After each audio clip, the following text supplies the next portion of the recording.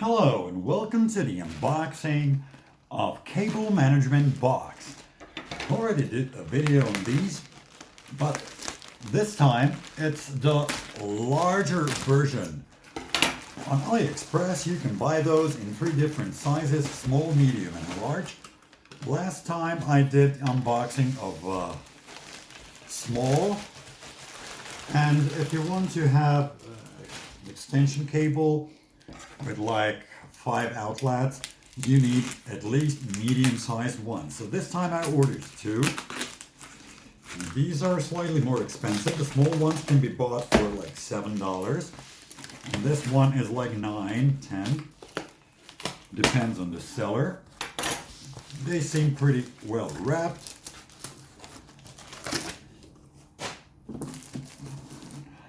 So let's see if they arrived in one piece.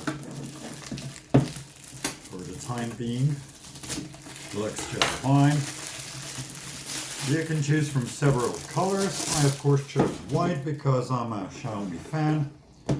So these remind of Xiaomi boxes, which are a bit more expensive.